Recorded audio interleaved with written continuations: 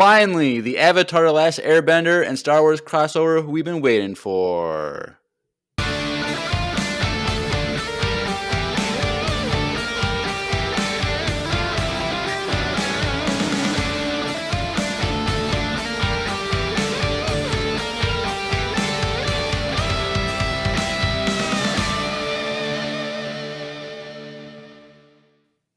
Hey everyone, welcome back to another Skeleton Crew-tastic episode of Empire Radio. I'm Jeremiah. I'm Drew. And we are back with Skeleton Crew Season 1, Episode 3, Very Interesting as an Astrogation Problem. That's the name of it? Do you not pay attention to the No, titles? I never read the titles, You have the titles on Disney Plus, and I've been putting the titles on the thumbnails, and you didn't even read it? No. Kids these days, I tell you. But we're back. How many people read titles to episodes? Every single person ever. We'll make a poll. Put it in the chat. I want to know. That's what we're going to do. I never read titles to any shows. Why? Next episode. Because I don't want to be spoiled. What if the title spoils you? What was spoiled about this that you would have understood? I'm not saying. Are you an astrophysicist and you know what the word astrogation means? Yeah, I do. Okay, Neil deGrasse Tyson.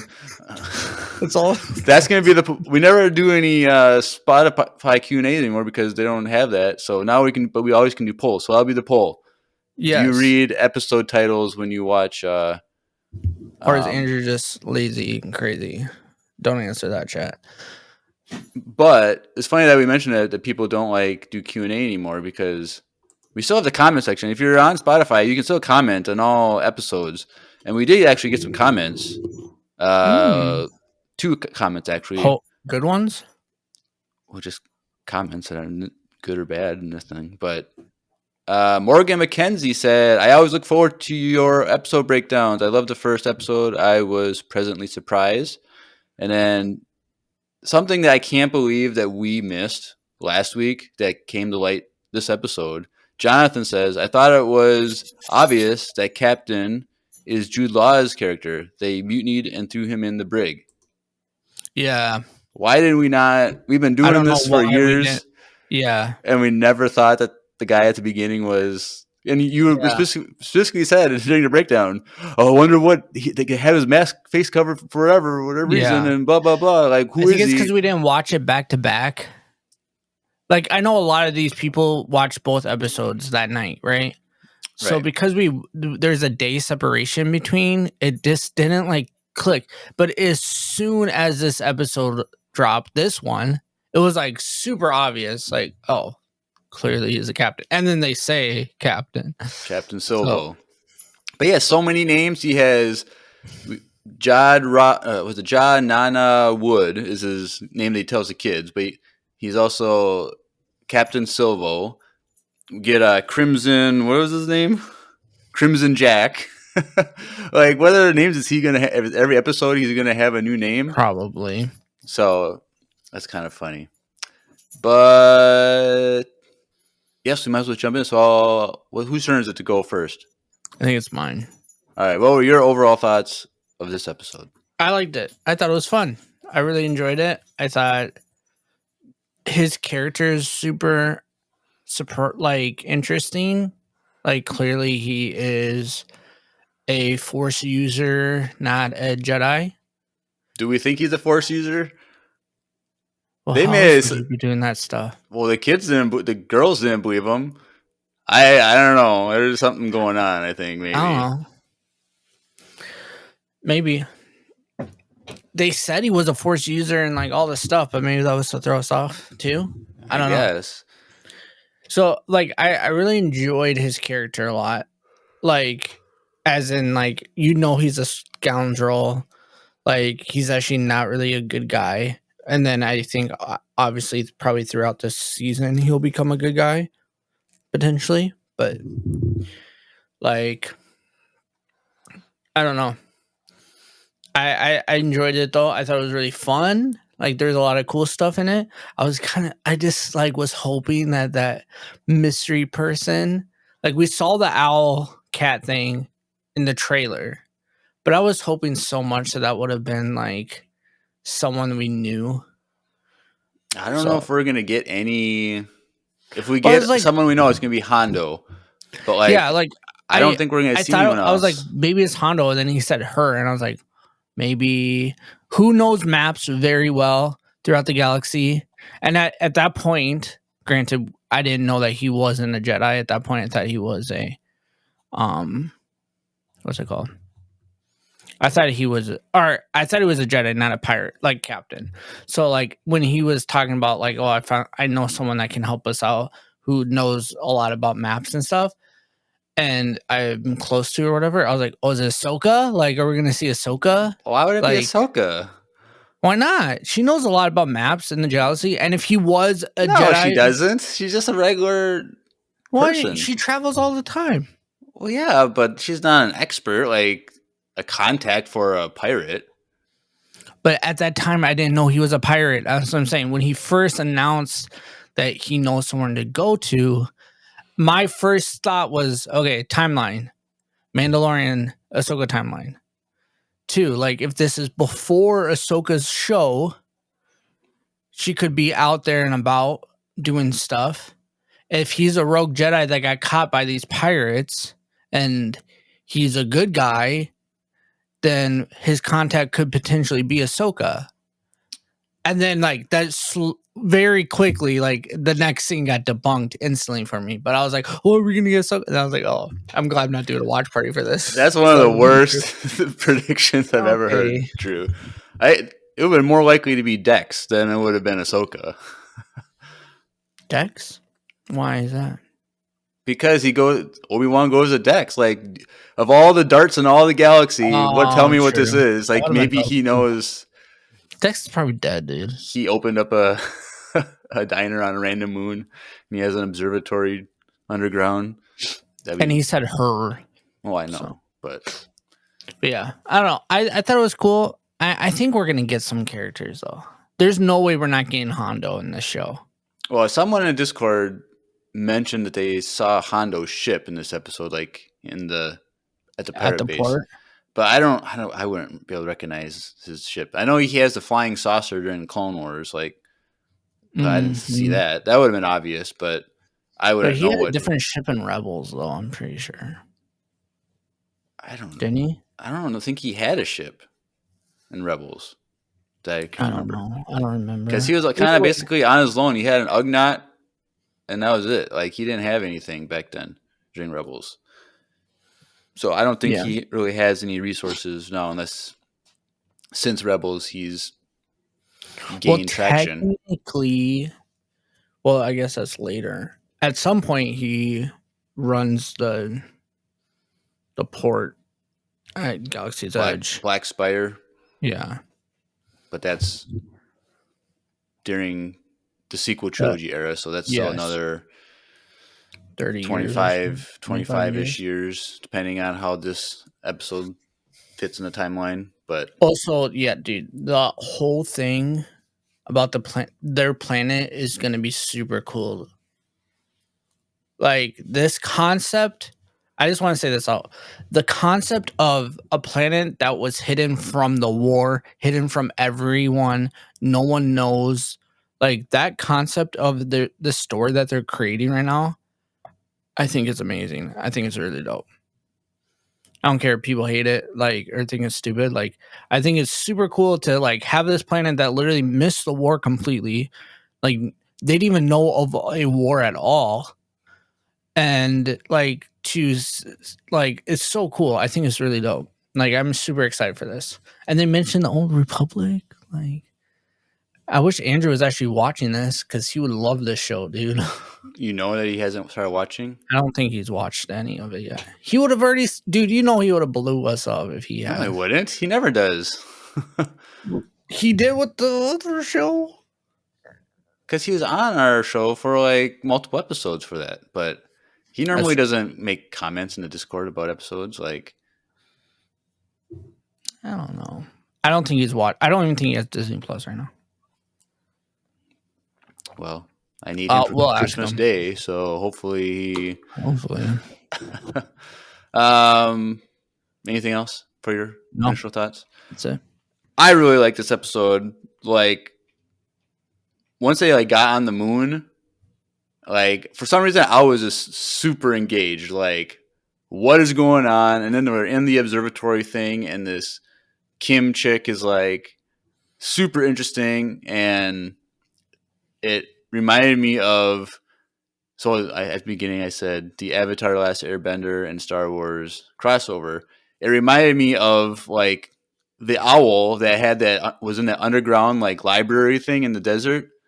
Oh yeah, it reminded me of that so much. Like this, all these like tablets of things stacked up, and you said that, but and I was gonna say Harry Potter too because I felt like this could have been like a Professor Kim at Hogwarts or something. The technology person that's like not really focused on magic but tech stuff. But like I don't know, I was just super like, what information do we get? Then she pulls out that scroll thing. Like there's not even any like digital things about these planets. It's just a flag or something that had this on there, and like she got the coordinates to the planet on that little. Well, we think.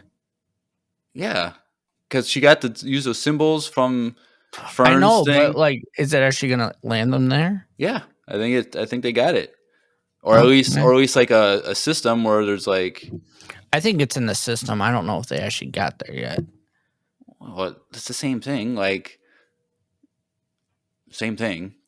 Like they're gonna find it. Now it might not be easy for them to get from where they are now to there, so it might be a couple episodes. So they're probably not going to be there right away. But like, I don't know. I was just super invested in it, and like, so I don't know if you saw the news, but the show creators have already said that they got a season 2 ready to go. They just need the green light to like get it in production because they planned it so that if they can get greenlit right away, for them to start filming would be the same age that the kids would be in a few years later. So it's like they've already planned out a season 2.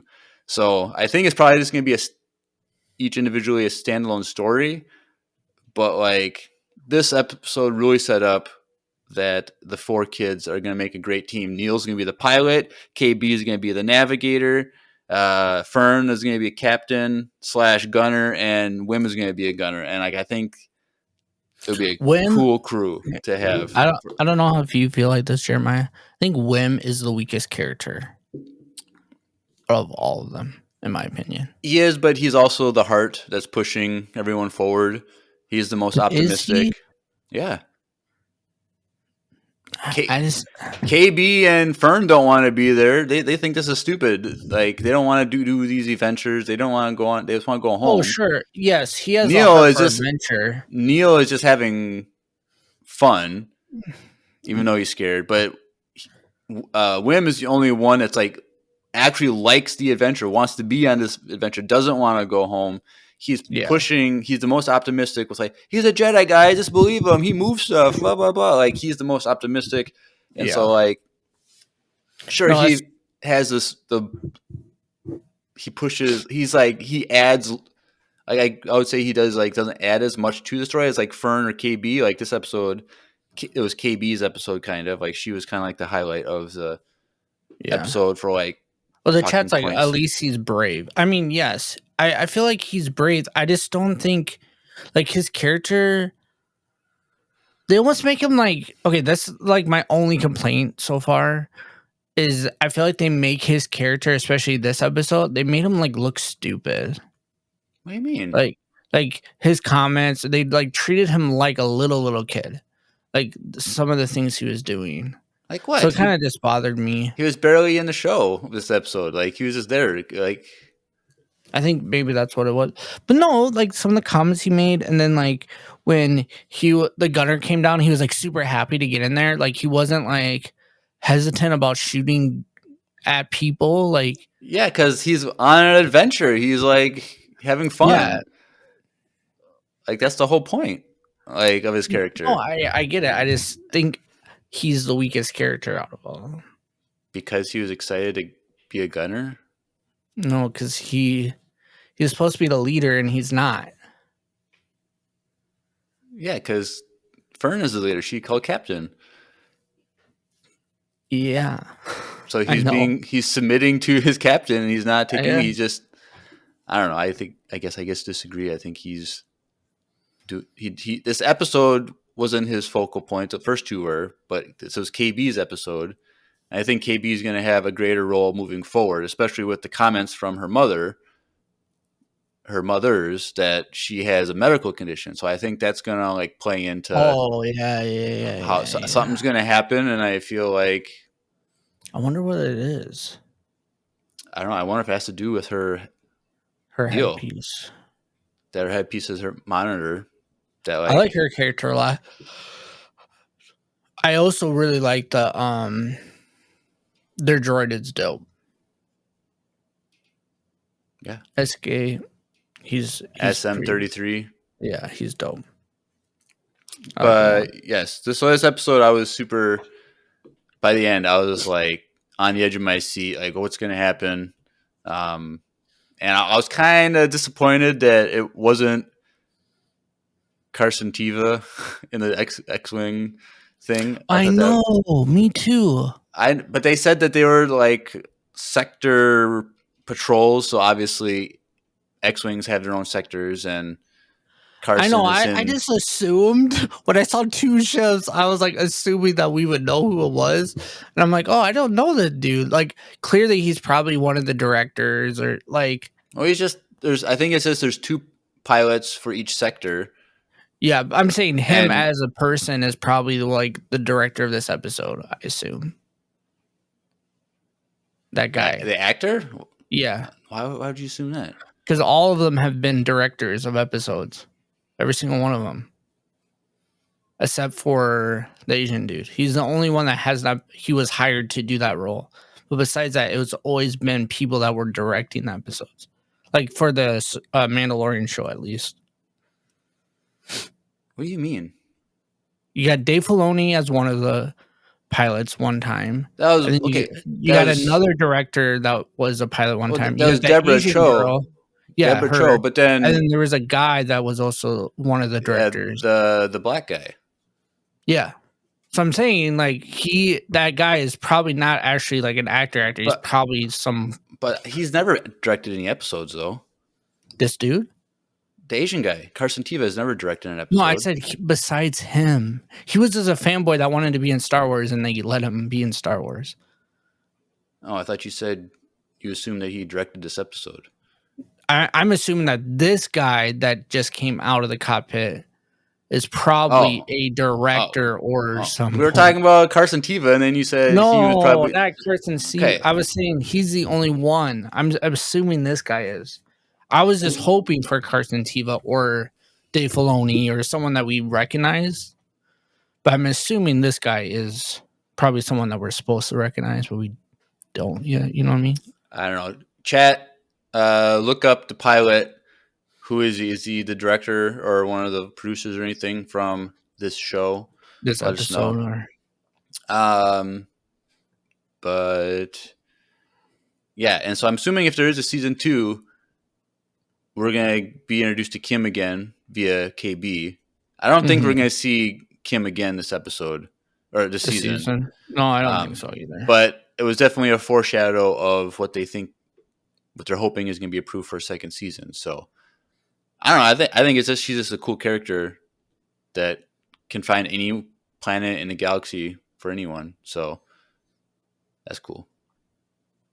But yeah, we might as well jump into scene by scene. So we're back on Adelon, or not Adelon, at Atlin. I always want to add an L at Atlin, but it's at Atten. Adelon is the base for Rebels in season 2. But yes, and so it's kind of like I didn't catch it at first, but I think the montage of like going from place to place was showing that the droid was just walking to the house. Like so the big, like it was downtown, and then it was like the buildings, and then it was through the neighborhood, and it was just each one was, you could see the droid walking, and it's like there was no urgency to get to the parents. Like they could have just put the droid in a speeder car thing and been it right away. But the parents are there. They're freaking out. Wendell, which is Wim's dad, was the most. He was quiet and he seemed the most distressed. And I feel like he's gonna dad mode and he knows something and he's gonna go after him. But yeah, the droid finally, before the droid comes, like, the Katie, was that I said Katie, right? No, what's the girl's name? I forgot her initials already. What is it? Who? The Asian girl. KB.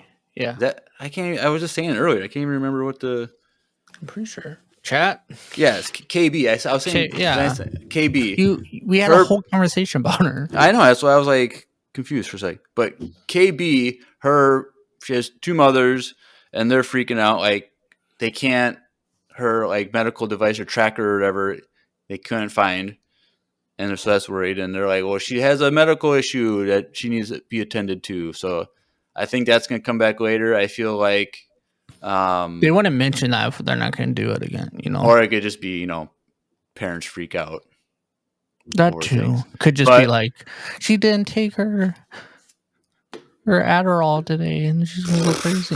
Like, I don't know. But I think at some point she's going to have a medical emergency and Jod is going to have to make a decision to help her or be selfish and leave or like do his own thing. And I think he's going to help her. But the droid comes in and says, so I just had a meeting. I just got a message from the supervisor. Okay, who's this supervisor? We don't know yet. The kids illegally left. And the parents are like, oh, so you're going to call the Republic? And he's like, sorry, because of the barrier, we can't make communication. There's nothing we can do, really. And so Did they say the Republic? Yeah, Wendell's like, are you going to contact the Republic? Oh, I didn't hear that. And basically was like, no, because you can't communicate past the barrier. You can't receive or send. Same with ships. Aren't allowed to come or leave. But how did that ship because it left on its own, but they're not allowed to. It's probably the only speeder on the whole, or a starship on the whole planet. So yeah. But it kind of ended with like Wendell and look on his face of like, one, his wife has probably died, we're assuming, and now his kid is missing, so he's lost everything. So it's like, I feel like he's going to be the one who's going to, just like Wim is the one leading the adventure in a sense, Wendell is going to lead at least Fern's mother to like, we're going to go find our kids. We're going to break the law. Somehow he's going to have a hidden ship that he's been building all these years or something. He's got to, whip off the tarp in the garage or something. And I've been working on this for 25 years. We're getting out of here, type of thing. I don't think they leave. You don't think so? No, I think they come back before they leave. I don't think they leave. But then that's going to be a lame, like... I think they come back next episode. If you're right and that's actually the coordinates, they come back. And the only thing that is like the issue is that the pirates find out about it and they figure out how to get there too. And that's where we have issues and problems. Well, we do know that there is a bounty now on Jod's head. We'll get to that later. But like... I wonder if we see other bounty hunters. I don't think that they're going to get there next episode because of all the other scenes that we've seen in trailers. Like, there's other things that they get in their way first. And but we also see the buried treasure in the trailer, which is kind of lame that they showed us that, truthfully. They should have never showed us that. Because then the whole time you're guessing, is there actually treasure on here or there isn't? Now we know there is, so it kind of leaves that out of the picture now because they showed us that in the trailer, you know what I mean? But I don't think they're going to come back next episode because then they would have to leave again to show us all the other stuff in the trailer. True. Maybe not. That's why I didn't watch it. Oh, sorry, Gackman or Garrett, we spoiled it for you. They find the treasure. Well, yeah, at least but it's a trailer. It could be deceiving. Like it could be a fake, I guess, or like it's a hologram or something. I don't know. Yeah, I don't know. Or like what would have been there or something.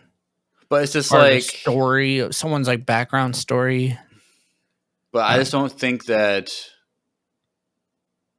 they're gonna get back to the episode halfway through this season, and then they'd have to leave again anyway to do the rest of the stuff in the trailer. I just don't see the parents doing anything. And then that's stupid to like really have any perspective on the parents. Like I think they're gonna do stuff in the sense like maybe reach out to the Republic or start like a riot on the planet. Like there's gonna be something where the planet is no longer hidden after this situation. It's gonna be public. That might be true, but I don't think that. I don't know. Like I don't really see any value to the parents doing that because it has nothing to do with the outcome of what happens to the kids. Well, if you think of the Goonies, parents didn't do anything, but we still got the perspective. Yeah, but that's because the kids were trying to save the parents' house from being taken by the bank. So it's like, of course, because what the kids are doing has an effect on the parents. So it makes sense that like we see some of the parents' perspective. But like, I just don't really think they're gonna do anything because they don't have a way to reach out. Dude, that guy is not the kind of guy that has a ship. Now, maybe that girl's moms, they have a ship because maybe they're tech savvy. I don't know. But I thought it was very interesting when they're like, maybe there is buried treasure on our planet because what are our parents doing? They don't even know what their parents do for a job. None of them. Well, we'll get to that. So I think like that's interesting. I think it would be cool if they're like, I want our kids back, like, or why are we still here? What is this great mission? And they start like a whole issue on the planet, them trying to get their kids back. And then they like pull out whoever's in charge. And like, I think that would be kind of cool. Caleb Labatt says in the chat, the X-Wing's pilot name is Commander Trent, and he is played by Andy Powers, just some random actor. Oh, okay. So lame. Good for that guy for landing that role. Probably the only time we'll see him this whole show. But I don't know. I do think that the dad knows something that the other parents doesn't know about what's going on the planet. But I don't know. We're gonna have to wait and see. There's 8 episodes and we're only 3 episodes in. So I think Gapman is right, or Garrett. Like I think the parents are going to just show or going to view into what AT-AT's going on. Like they're showing us what's happening on AT-AT and maybe are going to show what the greater mission is or like what they actually are doing for work and like what is going on behind the scenes. Like clearly all these parents are dumb. Like they know that their planet is hidden. Like they have to. Well, you know what I mean? Everyone knows that it's cut off. Yeah. So I think their point of view is going to be showing us that, but I don't think they're leaving the planet. Because what are they going to do? They don't even know what to do. Well, that's what I'm saying. Wim's dad is probably has a trick up his sleeve. He's going to be able to know how to buy. Maybe he's one of the people that maintains the barrier, and he knows how to send a signal through, or like. I just think we're just going to see them argue with the Wizard of Oz guy or whatever. The supervisor. The supervisor. Does it not feel like you're like the Wizard of Oz dude? Like this guy doesn't actually mean anything. He's just like in the control. Well, it could be, but there's still powers that be that are controlling everything. Like, it'd be really interesting if this isn't even a planet. What would it be if it's on a planet? Maybe it's on a planet, but maybe like not the whole planet is in this situation. Like it's just like a hub of people, like a community. No, because we learned from Kim that the planet was specifically set apart by the Republic because there's 9 planets on that thing, and they're because of the special wonder. What did it say? Wonders. No, it's a whole planet. Okay, chat. I'm chill. Sorry. Jewels of the Old Republic. Yes. Because of the wonders that it has. So I'm wondering if the wonder is the treasure or if it's something else. Like there's something about the planet that's so unique that they want to keep it hidden. I don't know. But I don't know. We're only been on the first minute of the episode, so we might as well keep moving.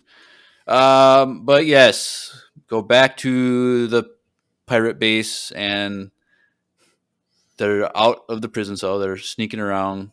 We see them all cross one of the hallways, but KB is a little nervous.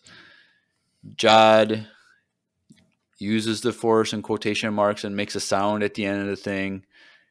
The guards run. KB runs across. Then there's another like laser gate thing that they're trying to get through, and they're kind of like arguing like, we don't even know him. Well, we can't trust him. Like, why didn't you just leave why'd you need us? Well, I needed a ship. Like, I can't just leave and then not have a ship. And like, yeah, that makes sense. And so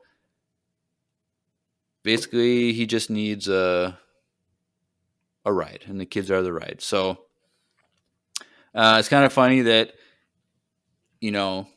Jod, he senses the guard coming, and he tells them that everyone hold back, and the guard goes by, and Wim's like, oh, he's because of the force. But then like when a little probe droid type thing is about to come by, KB says hold, and everyone stops, and the droid goes by, and Fern's like, oh, you must have the force too. And I think it's because of her gadget. Her sensor. Not feel that, but like it could sense the droid's whatever. And Jude Law's like, well, the force flows through everyone. He's just trying to. At this point, I'm like, he's not a Jedi. That did make me think that he doesn't have. It's like, but how's he doing it though? I don't know. That's my thing. That's what's throwing me off because I don't understand. Part of me wants to think that. Okay, we see him use the force in the prison area, but then we don't see him use the force in quotations until he turns the lights off to have KB go to bed. Mm-hmm. So part of me, this is my tin hat there. If he's not force sensitive, because he was a pirate, head of the pirates or something, he set up like things around the base to make it look like he uses the force. Like he knows how to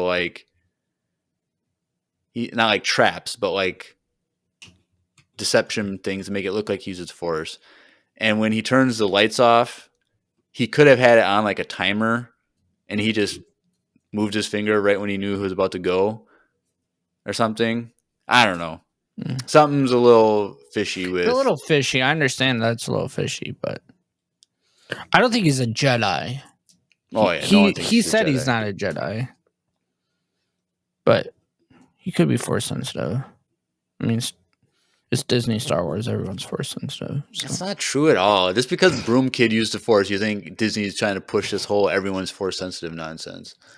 Anyway, hashtag give Broom Kid a movie, and we all know he's going to be in the Rey movie. That movie is probably getting canceled. If it ever happens. But yes, they make their way out into the crowds of the pirates, and they get to the ship. But like, Fern was like, that was way too easy. So part of me thinks that they put a tracker on the ship. I think Brutus is that smart. It's not crazy to put a tracker on a ship. And because the ship is so old and is run by kids and a crappy droid, like they're not going to know to look for a tracker or know what a tracker is. So I think that's how the pirates are going to track down the ship and the kids. Is this through a tracker? Or she sent them to the wrong coordinates. You don't trust Kim? I don't know. Because the whole time she doesn't trust him.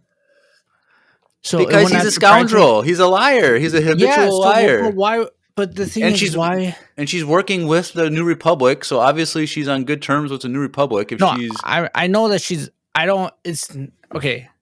It's kind of hard to explain. You know that you don't trust her in the sense, like, it would not surprise me that she did this whole thing and gave them directions to somewhere where he can get caught.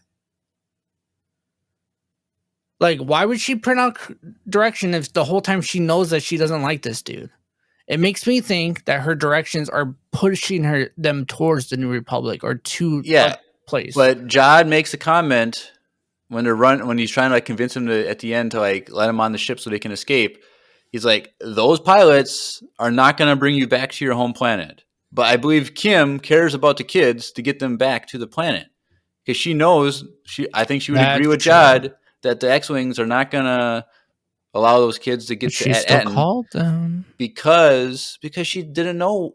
She called them before she knew what was going on. She called them before when they were walking up to the base. She had no idea what was kids are. And so because Etten is a hidden planet, that I don't even think the Republic knows where the planet is. No, they don't. No one knows. I don't think they have communication with the Republic. So that's my point. Why would she turn the kids over to the New Republic when they're never going to get home if she does? And we get the whole comment hey, if you ever need anything, you can come back to me and trust me, no matter what. And she warns the kids about Jod and said, don't trust him. So I think she's super trustworthy. I think she's going to be... I think she's trustworthy, but I don't think they're going there. I think they're going to find a different way there. I don't think she's leading them to a trap with the pirates, but it would not surprise me if she just didn't give them the right directions because she doesn't trust him. But then that screws the kids over. There's no way to find them, their way home. She's painted as a good person, a good character, a hero in this episode. I think that's what we're supposed to just believe about that character. Kind of like Maz Kanata. We don't know anything about Maz Kanata, but she's seen as a good person who's a good contact that can give good information. That would have been cool if it was Maz. Maybe. A young Maz. She would have had a role 950 years old rather than 1,000 years old. But she was actually dating Chewie. That would have been crazy if her and Chewie were there. Right. Eating porgs. But I don't know. I think she's trustworthy. I think she cares about the kids.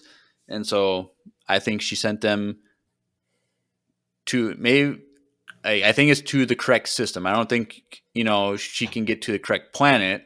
But if it's the same system, okay, here's 9 planets around this sun. It's one of these planets. Oh, there's the one with the nebula spirals. That's the one you go to. So,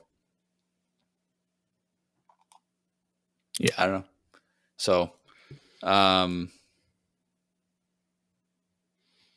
yes. So they get back to the ship, and they're like, "Well, we can't go. We need to get our droid." SM-33. They got all the way there, and then they remembered their droid. Well, they didn't really have much choice. They couldn't just they didn't know what was going on. They're kids. They don't know what's going on. They're 10. I got to remember that they're literally 10-year-olds. 10, and they don't know anything about anything. They just know about their planet. Yeah. Well, they don't even know what their planet because they don't even know what their parents do. And so their planet is boring. That's all they know. Oh, also, when they're going through the crowd back to the ship, they show Jawas. Those were the worst looking Jawas because I was gonna say that okay. First of all, their hands, and then also their faces look just like cloth. They didn't cloth hat on. They didn't cover Yeah, the face, like where it's like eyes in the darkness. They literally showed a black. It literally looked like someone was wearing a face mask. Yeah, a ski mask. I was gonna mention that, and also I was mad that they didn't have furry gloves on, but they had gloves on. Like they literally had normal hands, like glove hands. But we know that they're hairy now, so they should start showing us hairy gloves. They should. But yeah, so hashtag give us fur. We're not starting that. But he says that I'm gonna go to an old friend. She's an expert in maps and like finding planets and stuff. But they're like, no, SM-33, and they're like, well, we're not going without him. Like, you can't take our ship unless we go back and get SM-33. And they're like, well, you can do it. You're a Jedi, right? And he's like, of course I can do that. And so he goes back, finds like this droid parlor thing where there's a bunch of beat up droids. Doesn't know which one is SM-33, so he just starts turning them all on. B1 battle droid. It was kind of cool seeing him. And then finally gets SM-33, turns him on. Are you SM-33? Well, it depends who's asking, blah, blah, blah, blah, blah. And then the rat comes out. He's like, yep, you're the guy. And while he's loading him up, a former crew member. Is that the term? Crew member that he was lead of, like Captain Silva. And that's when it's confirmed that he is the pirate captain that was from the opening, because that's Silvo. I don't know how we missed that. That is probably our biggest failure as a podcast in the past almost 5 years. But they're just talking like, hey, blah, blah, blah, I think I finally found that big treasure, blah, blah, blah. And the guy's like, well, I got to turn you in. Sorry, bud. And that's all we see. We don't see anything happen until the kids are arguing about, he's not force sensitive. Yes, he is. He made stuff move. How do you make stuff move without the force? I don't know. Repulsor, tractor beam, string. Like, she's just like string. And then you hear like explosions and shooting outside, and he's on the little like shuttle. Well, even when they're arguing, you can see it. The ships in the background going back and forth, like I didn't even. Yeah, if you look past their heads, I saw right away. I'm like, oh, they're fighting out there. These kids have no idea what's going on. But those little janky plastic covered shuttles are shooting at each other and crashing into each other, and Jod is trying to get back, and he connects, and he's dragging SM-33. He's like, turn the ship on, we gotta go, go, go. And he runs in there, jumps in the pilot seat, and tries to run away. But then they're tethered down. Now, he says it's the fuel line.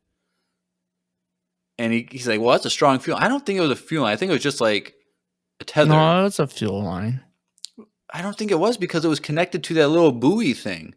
But they're all connected to each other, probably giving out fuel. But they're all connected to that one little buoy that's not connected to anything. Like, I think it was just a tether, so it's kind of like a dock. Like, you just have your rope on the dock. I think you're overthinking this. Just let it be a fuel line. Why does it matter? Because he was wrong about what it was. He thought it was a fuel line, but it wasn't. No, but didn't the pirate captain say, oh, they're stuck by the fuel line? The wolf said fuel line. I thought he used a different line on that. It's a fuel line. Okay, esports. What do you know? I don't know. I thought the Brutus called it line. No, he called it a fuel line. You want me to look it up? No, I don't want you, because it's going to take you 5 minutes to find it, and we're already going way too slow. But he uses. Also, it doesn't matter. He swings around and to aim at space, to stars, and he's like, well, we're going to use hyperdrive to get out of here, and he uses hyperdrive to go. Now I'm overthinking more, but like, because once the hyperdrive thing came out, it started leaking fuel. There was no fuel. Yes, there was. The line is, he's stuck on the line. Oh, okay. Chat. Okay. Esports, look up and see if there's fuel. I'm pretty sure that's what he just did. He used quotation marks. That means he took it right from the show. But like, no, I'm saying the fuel part. Look and see if there's fuel when the line breaks. I'm pretty sure there was. But like, I don't. Okay, well, my point is, like, I don't understand how like the hyperspace thing works, because like, how does the hyperdrive know that the cable isn't part of the ship? Like, why did it just break? Like, because like the dirt travels with them, right?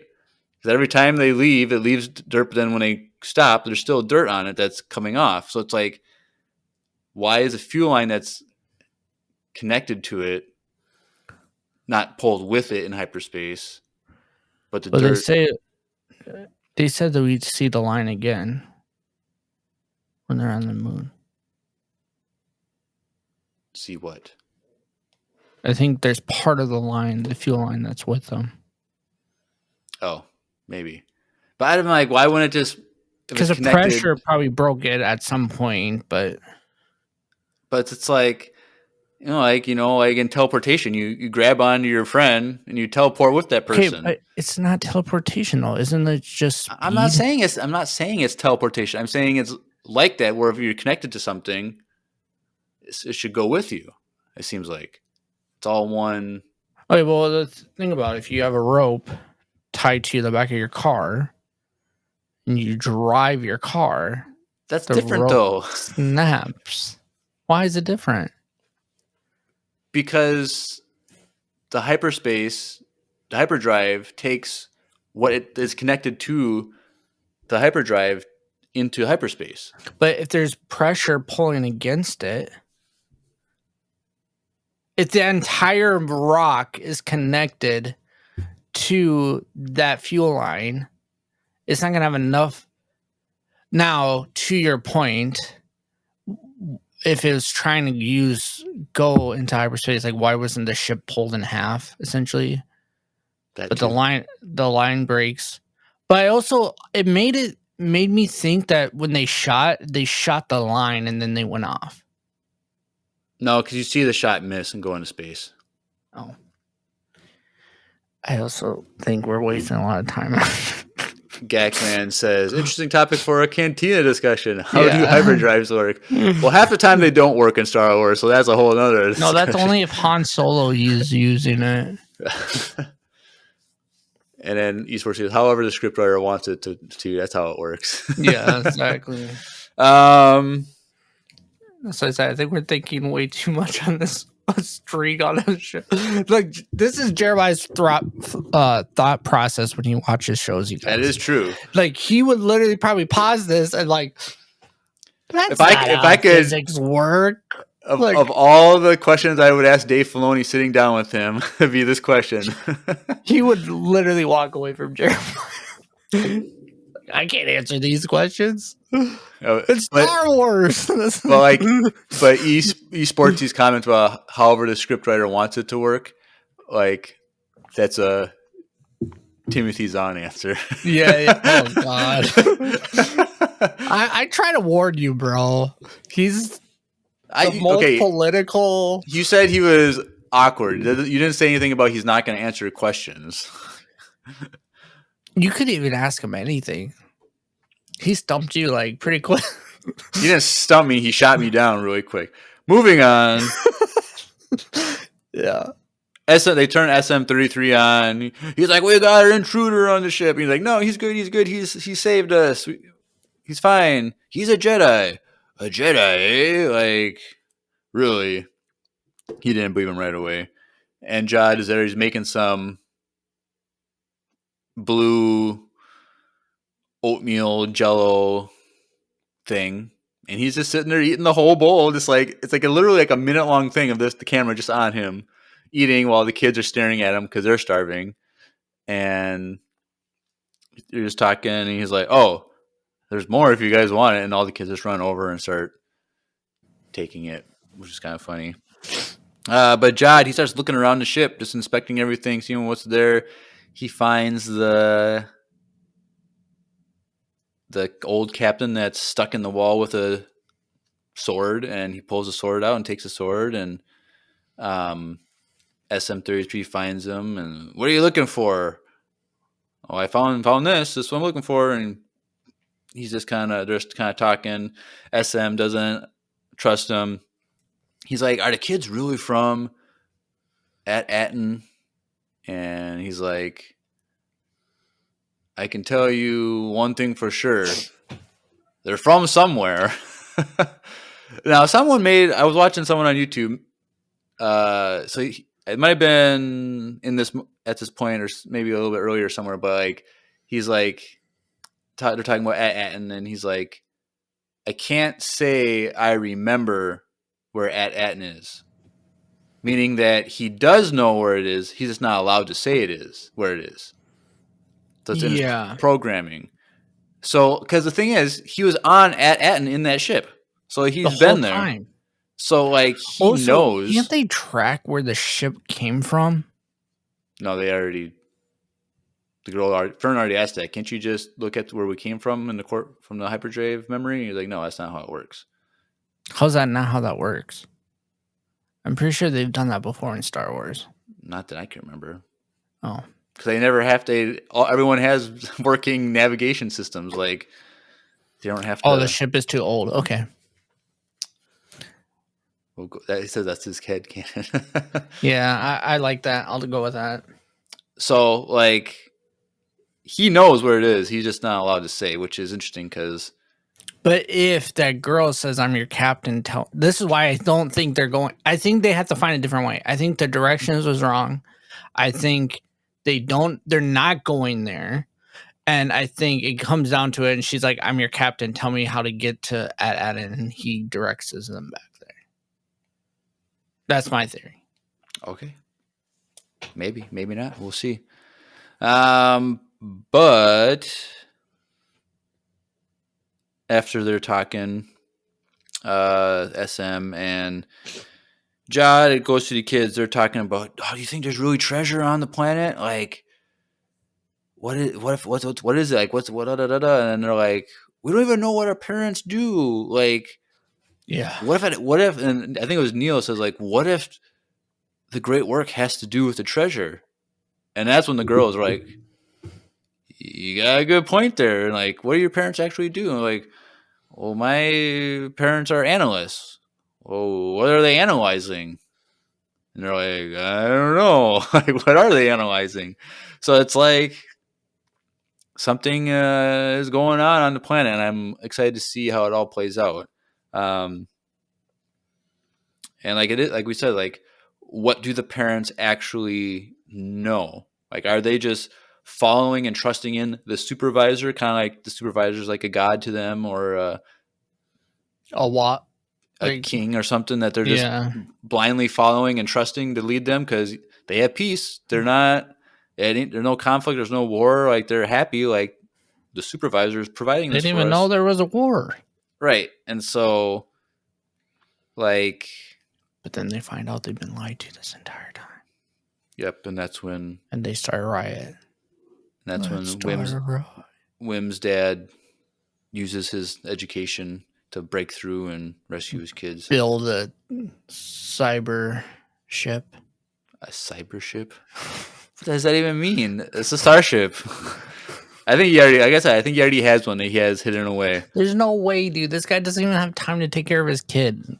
He doesn't have time to build a ship. Well, maybe before the kid was born. Maybe he was on that pirate ship. That guy's like 50 years old. Maybe he was a kid on the pirate ship when it was landed. No, because that thing's been buried way longer than... That would be... Okay, but wouldn't that be dope? Well, we already talked about how... We already talked about that last week. Sure. How Wim would be the heir to the Pirate King's like fortune that he found if his dad was in a long line. I think it's a long line. I don't think it's... I mean, maybe it's been there that long. But that planet's been hidden for a while. But that ship was buried completely underground. Yeah. With trees growing out of it. Like, those trees that were like on top of it were at least 50, 60 years old, assuming that they age with the rings like here. And like, you know, we still see things in Star Wars where a ship crashes that's from the old war or something, from like the Clone Wars or something, and it's on top of the ground still, just with moss on it. Like, I think it's been there for hundreds of years. Before, do you think it's from before the planet was hidden or after? Well, I think because Aten is a pirate myth and legend that no one has been able to find. Like, I think the fact that a pirate found it goes to show that it was like a hidden planet that they found. So I think the Great Work is still in reference to the Lena Soul Great Works, which is 230 years. 200 years before Episode 1. So I think it's been there for. It's a pretty good ship to not what? To not be running for like 200 years and to just start up and fly away. Also, that fuel probably was not. We're not getting into this though. It doesn't degrade like gasoline. How do you know that? Because they don't use. It's like it's space fuel. It's different. Oh, that's okay, but not the road. Well, obviously, they have technology that's different than us. Okay. You really think that their fuel is gasoline? Yeah, it's definitely no. I don't know. I just think it's weird. Our spaceships don't use gasoline. They use different fuels that they burn. Yeah, I know, but it probably still evaporates. No. They have better technology. Clearly, Star Wars has better technology than us. It's a long time ago in a galaxy far, far away. Yeah, I just think it's interesting. All right. Speaking of fuel, I'll tell you after the podcast. Moving on, and so then they're talking about the kids are still talking, and then Jod comes in. All right, time for bed, kids. And Fern's like, I'm not tired, and it flashes her knocked out, completely sleeping. Jod's looking at all the kids sleeping, but KB is like, I'm watching you. And he's like, what? You can't sleep? And she turns up her visor thing, and she's like, I don't believe you. I don't trust you. You're not a Jedi. I could calculate the odds, and you're not a Jedi. And he's basically, don't go with the odds all the time. Go with your gut feeling. And when he's talking, then like he switches the lights off with the Force to like, hey, look, see, I just used the Force. What are your odds tell me now? Do you like? And so she goes to bed. So then they arrive on the planet. So when you wake up, what are you supposed to do, Drew? When you wake up from a long 3-hour night's sleep, a long 3-hour or a short 3-hour night's sleep, you need fuel, just like the ship needed fuel. Yep. And a specific fuel called caffeine, which can be found in coffee or tea. And coincidentally, for another episode, our sponsor is Wesley Andrews Coffee and Tea out of Minneapolis, Minnesota. So if you are trying to find your home planet and you're with some random pirate Jedi guy that's trying to bring you to some random moon, and you just got up and you got to wake up, try Wesley Andrews Coffee and Tea out of Minneapolis, Minnesota. Hey everyone, Andrew here. I'm pleased to tell you that the sponsor of today's episode is Wesley Andrews Coffee and Tea. If you don't know anything about Wesley Andrews, you definitely should. They're an award-winning coffee roaster and shop in Minneapolis, Minnesota, and they make fantastic coffee.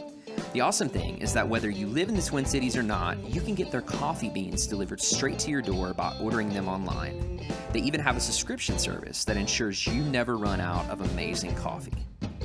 If you've been looking for some new coffee to try or a way to elevate your normal coffee routine, now's your chance.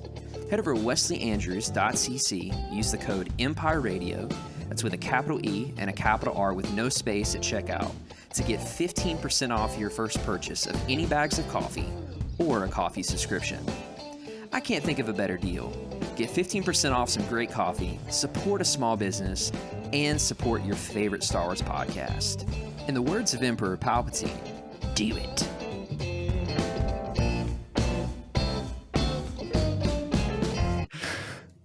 Do it. Do it. Yes. So they land on this moon, and there's like a little like observatory, planetarium, telescope looking thing. Like cool. Like we don't see this in Star Wars because everything's already mapped out. They use holograms and everything, so it's like cool seeing something as maybe as old as the High Republic, older than the High Republic, like a observation post that can see all the planets. And so, Jod is like, all right, we gotta go. Just my contact, and the kids are leaving the ship, and Wim is riding the loader, like a little claw thing, down the ramp. Just being a 10-year-old kid, like. I'm not saying I would have done that. I would have probably been too scared to jump on one of those things when I was 10. Now, Drew, he would have definitely been on that thing at 10 years old because he was a little wild child a little bit when he was a bad influence on me and his brothers. I don't think I was ever influenced on you. You just judged me from the side. Oh, come on. You really think it was my idea to put Sharpie on Jess's face to sleep over? That was definitely your idea, not mine. It's so funny. I forgot about that part. Yep, that's fair. I still remember what your dad said. This is like years later. What did my dad say? Because we draw on Jess's face with Sharpie in the middle of the night. You know, Jess in the morning wakes up and goes to the bathroom. And like yells like, what? And your dad heard him yell what? And he's like, those boys did something to Jess. I'm not even getting out of bed. Something like that. I bullied him way too much. Looking back at it as a kid, that was bad. Yep. Jess, if you're listening, I'm sorry. No, you're not. Dude, Miles bullies Nate all the time. It's so bad. Why do you let him? I don't. I'm not there. Like, not bully, but like already like picks on Uncle Nate. And I'm like, dude, you need to stop. The other day, my dad called me because he sleeps over there once a week. So he was over there, and my dad FaceTimed me while I was at work and was like, look what your kid's doing. And he's like standing by the door, the closet, and he has my younger brother in the closet. And I was like, what are you doing? And he's like, Uncle Nate's in jail. And I was like, well, let him out of jail. No, I'm not letting him out of jail. He's in jail. Well, obviously, he can't get Nate in there on his own, so Nate's playing with his nephew. Okay, yes, he's playing with him, but it's like, he's like, I've been trying to get out for an hour and I cannot he won't let me out. And then he let him, Nate's like, can I have a chair? And he's like, no, you can't have a chair in there. But then he let him have a book. So Nate was stuck in there for like an hour. And Miles would not let him out. But it's dark, so you can't read it anyway. Yeah. Well, no, it's like the laundry closet. So there's like lights and stuff. But all right. I'm like, dude, you need to stop picking on him, dude. You're too young to be like that. Yes. So Jod is leading the way towards the observatory. And as he's doing it, someone on the inside with a female voice is on the radio calling for some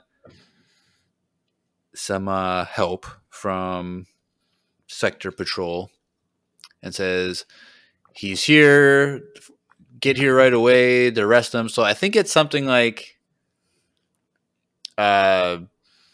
he's known by the Republic as someone, because obviously, the opening thing from episode 1 was like, pirates are a problem, the New Republic doesn't know how to deal with them, so like he's on the New Republic's radar, and somehow she knows they know who he is. But my question is like, before he got to the door, like how did she know it was him?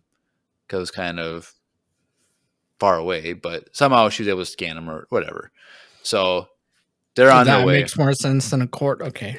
Yep. Let's keep going. And so he gets to the door, knocks on the door or whatever, and 3 eyeballs scanner comes out. We've only seen 1 before. Now 3. Pretty cool. She needs 3.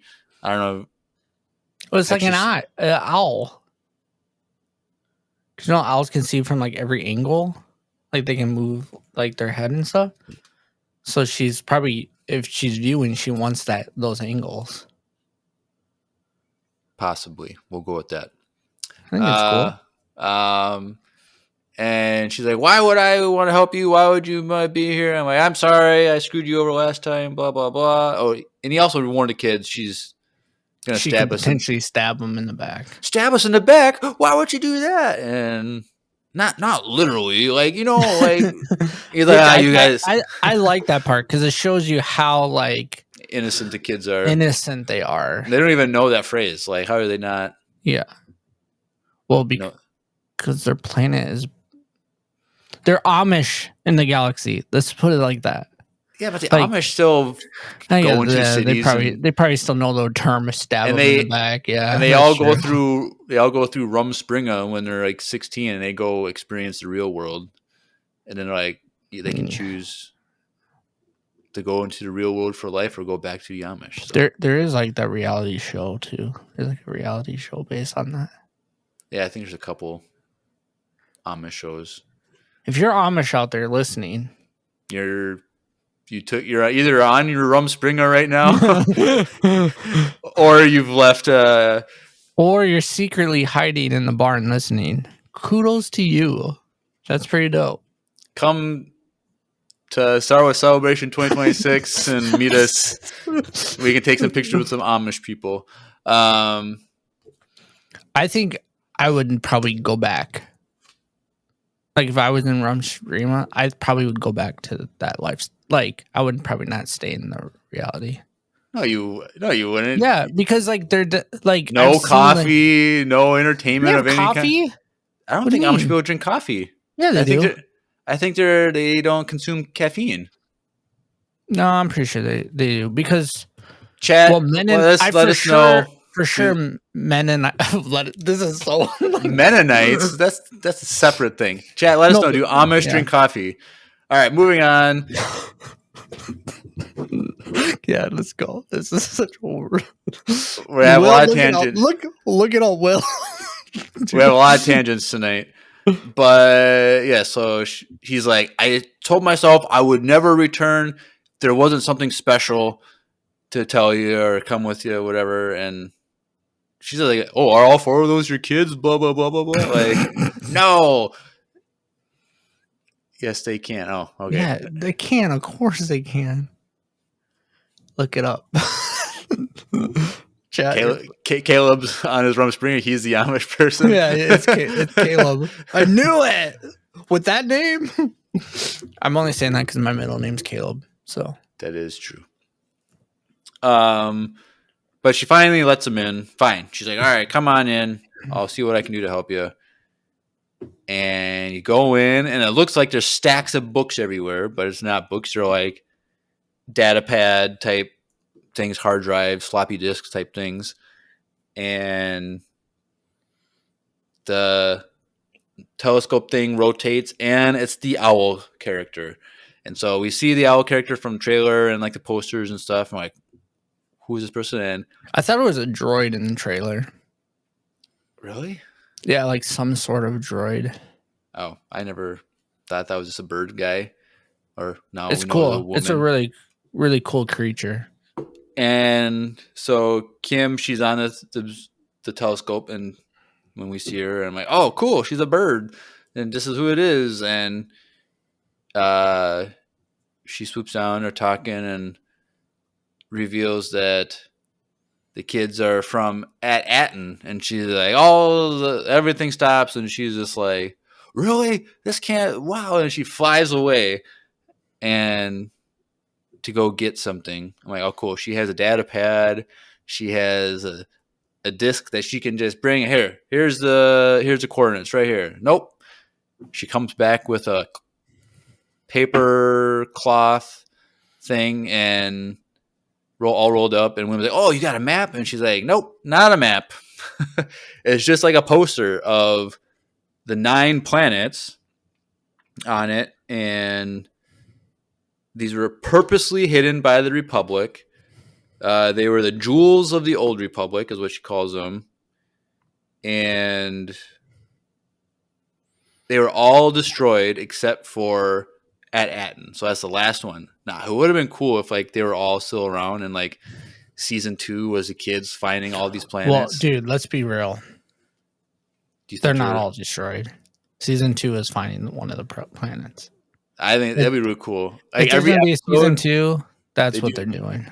They do like 9 episodes season 2, and it's or 8. It'll be 8 episodes. They find a new planet each episode, and they're like liberating the planets. Like you're free. This explore the galaxy. Don't live this lifestyle. Go try Rumspringa. Like you can leave, see the galaxy, and then come back if you want. But I don't think they're destroyed. I think that's what they thought. They made them think they were. Possibly. But it's interesting that like she knows, like she has a story though that all the pirates know about Aten. They know the legend of Aten. But that was before it was hidden, because like it being hidden. Oh yeah, she knows. Yeah, you're right. She knows the story about it being hidden. Right, and so but the question is like, does she like if they weren't all destroyed, like why is that the story that she knows that only one is left? Is that just is that just supposed to like add to the hidden aspect of like the story of like we're just gonna say they're destroyed but they're actually just hidden? I think so. And so I don't know, it would be cool to It'd be easy to be like they're not destroyed, you know what I mean? Like if they when they find the treasure, if there's a map of all the other ones in that treasure, that'd be cool. But it's like what's the significance though? Like, because like I just said earlier, like maybe the wonder is the treasure on this planet, and there's so much treasure that like it would like flood the galaxies. It's like printing more money causes like inflation and stuff, like collapse the economy of the galaxy if all of this wealth got out there somehow. Like, but like what are the other planets? Like it'd be cool if it was like force planets, like strong with the force, like Dagobah, but like on steroids, or a Sith planet that, you know, the Sith are like trapped, like descendants of Sith are like trapped on a planet because they're hidden, like they're not able to leave, or I don't know. It'd be cool to see how it all plays out. It'd be really cool if it ties into Thrawn somehow. One of the planets is a Chiss planet. That'd be cool. From the or like it's close. It's like part of that. It's like I wonder if these planets are near each other, like in the same like area, or they are like evenly dispersed around the galaxy, kind of. But it'd be cool if like one of them was in the unknown regions, or if Aten's in the unknown regions. Could be. And if it, I like our theory in the beginning, like how this could potentially like open up for adding to the Thrawn story. Well, I'm pretty. Yeah, I don't know. I felt like it was going to be more directly involved in the Mandoverse story, but it looks like it's not. So like any ties are going to be very minimal, unless part of these hidden planets has to do with the Grisk. I don't know. That's what I'm saying. That'd be cool. But I don't. I think that the story is too heavily focused apart from the Mandoverse. So like by this point, so yeah, that's true. But we're only three episodes in, so they could still do a lot. But I think with season, done a lot already. So, but I think the fact that there's a season 2, that like it would not align with like the other Mando's timeline of like our real world timeline of how shows and movies would come out. So And I think to your point, Jeremiah, like I think that's why they haven't really said exactly what time. Like it's in the Mando universe, but what's the exact time? They haven't really said that because they don't want to, in case of a season 2, or like if this ends and there's no season 2 because it's just like good. It was good enough, but it like let's just end it where it is, and it doesn't affect the overall impact of the Mandoverse. I think that's sometimes better than just like keep a show going just because it's good. You know what I mean?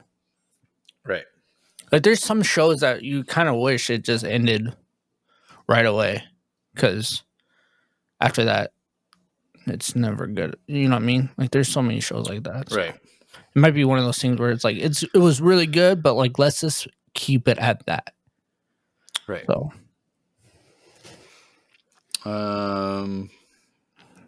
Yes. And so because there's no map or details on where these planets are, the kids are the map. They have to describe what the planet's like, and like, or are you by any other planets? And KB is like, oh, well, we've heard about Coruscant and Alderaan.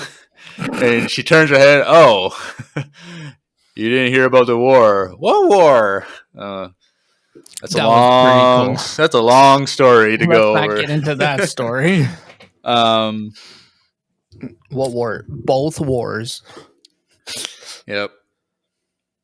And so they're like, well, tell me, well, there's a barrier. Okay, well, what's the barrier like? You know, it's like, well, you can only see it at night, and it's like a cloudy, swirly thing. And Kim's like, oh, it's like nebula gas. And that narrows it down to 10,000 planets.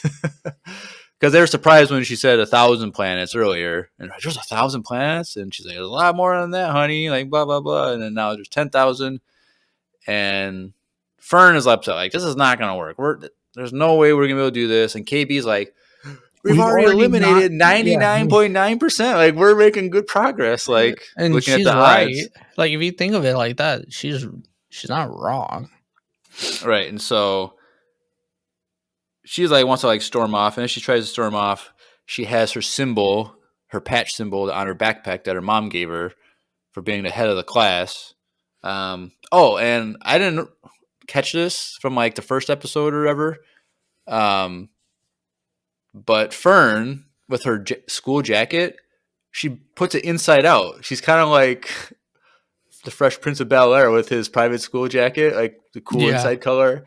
So when she's out and about, she has it inside out, and then when she comes home, it's the right way. I didn't catch it until someone mentioned it, but yeah, because we watch her do it. Well, yeah, but I was like, why did she throw her back or jacket on the ground and pick it up? Like, I didn't get what she was doing, but it was because it was inside out. So, but I thought that was cool.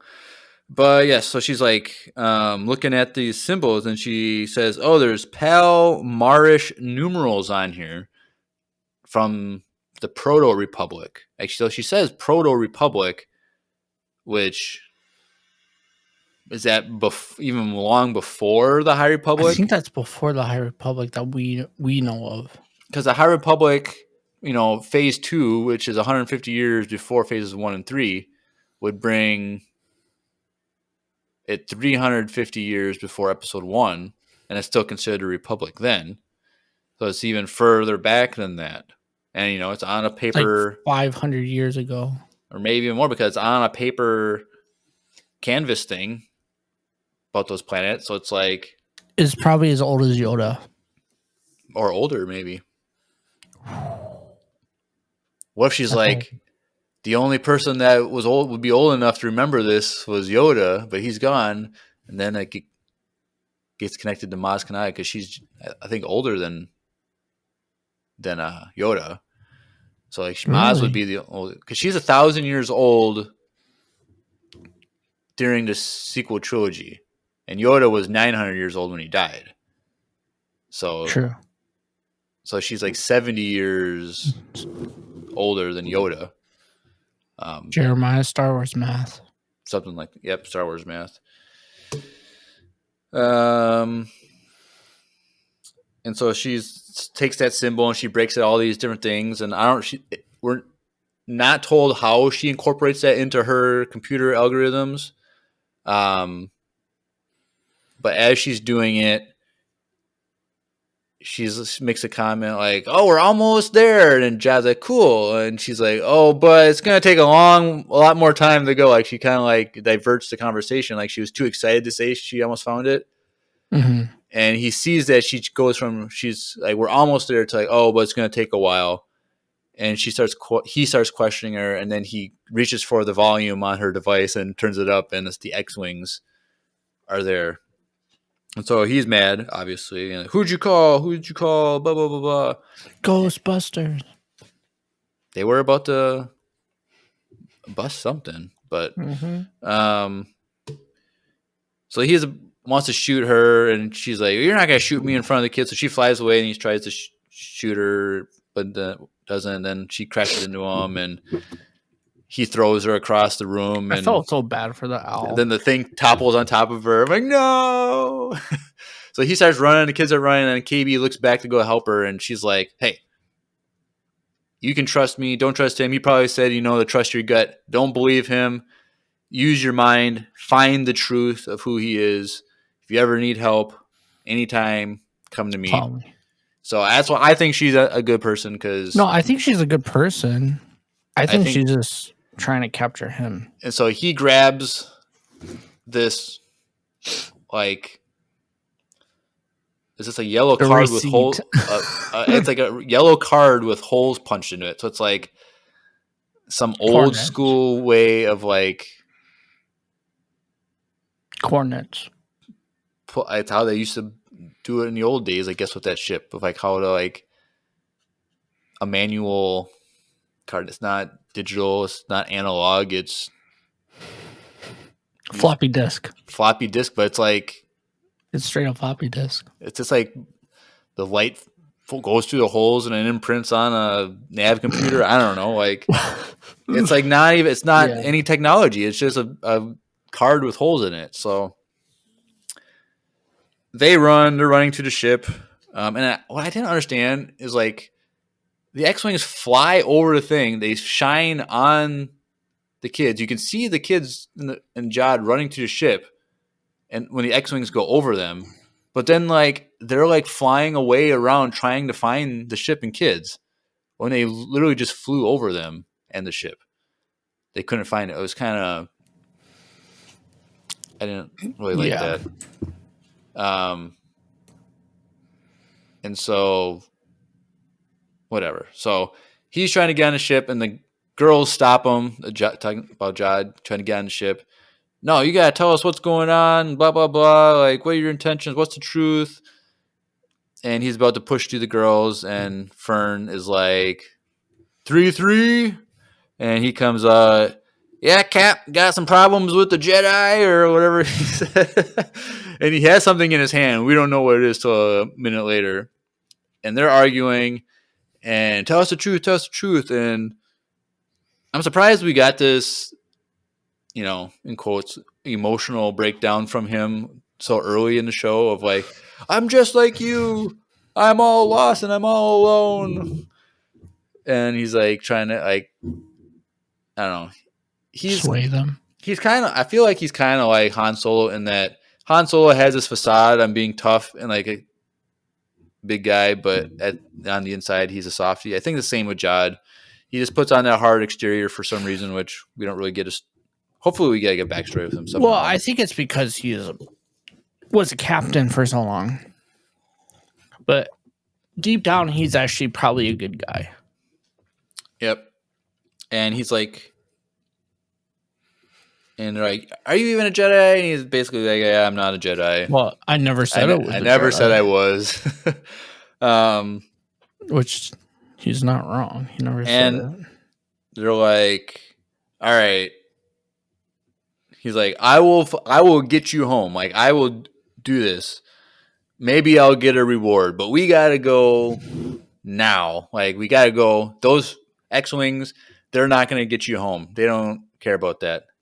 Let's just go and let's make a deal. And He's like, we can do a partnership. And the girls are like, no, you work for us. We're hiring you. And he's fine, deal. Run on board. They take off. He makes Neil take over the ship from like the trailer. Neil, why Neil? Like, and he's like, I don't know how to fly. And he's like, just wiggle the thing. You evasive maneuvers, which I guess if you need someone who doesn't know how to dodge a ship, you give someone who doesn't know how to fly that's moving back and forth anyway. So that checks out. He tells KB to get on a nav computer, but hey, we're gonna circle around the moon. When we get to the sunlight, we're taking off. You gotta let me know. So watch the nav computer. He brings Fern and Wim back, and thing drops down and tells Fern to get in. All right, Captain, get in. Here, these are the controls. These are the blaster buttons. Go. Boom. And then they run to the next one, and thing drops down, and Wim's like, I got this. He's not. He's ready for this. And they shoot up, and immediately he starts shooting, and you see that he shot the dish. Yeah. He's I started shooting while I was turn. He could have probably taken out a engine on accident. He could have took out what's her name. I didn't even see her. She's behind him. But like he's at the back of the ship. I never saw. She's in the center. But I'm saying I never saw it like her gunner like come up or like. I don't know. I didn't notice it. I just only saw his. So it's kind of I was like, where's her the whole time? But what, you didn't? So when they showed him from like the higher view, you could see her behind him, directly behind him. I don't know. I just only saw the one in the back, but that Wim was. Did you only watch it once? No, I watched it twice. Oh, I don't know. I guess maybe it's just moving too fast. I don't know, but they start shooting at the X-wings. They're dodging. One of the X-wings gets hit. Wim I hit him, and Fern's like, no, that was my shot. Like, it was super funny. And they're going around the planet, and they get to the point, or going around the moon, I should say, and they get to a point where they're like hitting the ground, and it's like spraying up, and the gunners can't see anything anymore, and they're almost at the edge of the horizon, or whatever, and KB's watching, and she's like, all right, wait, and you see the little thing going up. All right, go. And so he pulls up, goes straight up in the air, cool shot, and then saw it in the trailer. Then hits hyperspace, and they're gone. And then it ends with the X-wings landing at the observatory, and the one pilot's like, well, we couldn't really do much because we didn't want the kids. Well, they were shooting at them at one point. Like, what do you mean you weren't? You were shooting at them, but whatever. Well, there was nothing much we could do because of the kids. We didn't want to, whatever. And he's like, do you have any idea where they're going? And she's like, you wouldn't believe if I told you. Because you probably never heard of it anyway, because it's a hidden planet. So that's the episode. Really fun episode. Yeah. Can't wait for next week. I feel like next week it's going to be a more slower episode. Probably. So these last 3 ones have been pretty intense. So I assume we're going to get a pod race in episode 4 situation. You know? No. Addie would be happy, but no, I don't think it's going to be. I think it's going to be more like details into what the parents are doing. It could be an entire episode on that planet, and we don't even see the kids at all. That'd be kind of cool. And then the Christmas Day episode is like episode 5, where it's like, well, it's an intense one that I won't be. Maybe that's when they find the treasure. So it's like Christmas Day, like. So maybe do you think that's why they did it that way? Like, that'd be kind of funny. We got our Galactic Pod Racer winner saying, let's go pod racing in the chat. But yeah, so that's the episode. Any other thoughts, Drew? No, I liked it. 9 out of 10. 9 out of 10? Yeah. Why? Why not 10 out of 10? Because there's got to be like, I'm waiting for an episode that's gonna blow me away. This one, I thought this was a 10 out of 10 episode. I thought it was. I mean, it's complaints. Not far from it. 9.5. Like, I don't know. Like, I rank the other ones the same. They're all really good. No complaints at all. Now, how did you feel about the Halloween music playing on this moon? I didn't catch that. So the music that was playing when they got on the planet, the weird eerie. Oh, song, yeah. That's why my GIF that I posted in the Discord was of zombies or whatever the dancing, the Frankenstein and whatever dancing. I was like, they're dancing to Halloween music. Like, I didn't catch that part of why you did that. When you rewatch it, you'll. Yeah. But I was like, this is weird music. And I don't think I mentioned this, but the guy that's doing the music for the show is Mick Giacchino, which is the son of Michael Giacchino, who did the music for Rogue One. That's dope. This is his first like big gig. So that's dope. I like the show a lot. I think people are still sleeping on it, which is depressing. But yeah, I think if you know people that love Star Wars and they're not talking about this, get them on it. I think even if you're not into Star Wars, like you don't need to know anything about Star Wars to watch this show, and it's just a fun way to get some people into a cool show. Now, yeah. I think that we like it more because we're adding our love of Star Wars to it. I think if this was just like a Marvel show that had a similar story, it wouldn't be as cool. For sure. But like, I think like we like it a lot because we know everything about it. At least the context. Like the contents of what they're talking about and Hidden Planet and what it can be. But like, I don't know. I'm enjoying it. I'm enjoying like the story and how it's written, and it feels like Goonies and Stranger Things, but not directly. It's more Goonies and Stranger Things for sure because of the pirates and the hidden treasure whole aspect. But I don't know. I really enjoy it. I think it's really good. I'm just afraid, like, I don't know how they do season 2 besides just finding more planets. Like, that would have to be what season 2 would be like. I think it's going to be a show that is going to end in a way where it can end, but also in a way that, like, they could do more. All right. But if they don't, it'll be fine, which is okay with me. It's good. Unlike the last show, it ended in a way that we wanted more. But it was so terrible. But it was so bad that we couldn't get it. Yep. If they wouldn't have showed what's his name, we wouldn't even care. But yep. They had to tease us because they were trying to get another season. All right. Well, that's all we have for this episode breakdown. But we have everyone's favorite time of every episode, voicemail time. So let's transition over.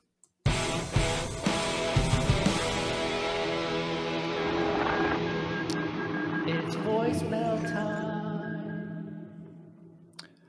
All right. Well, we only have one tonight. Oh, what the heck? You guys sleeping over there? Wake up. From Garrett, who is in the chat. And this, so last week, the first order showed up, and we think, who he described was Hux showed up and was talking to him and his people. And then he said there was a hooded figure in the back lurking around watching. Like, oh, that's probably Kylo Ren. You got to watch out for him. Hux and them, they're not good. First order's not good. Well, the plot has thickened. Oh, here we go. And huge twist. So let's take a listen.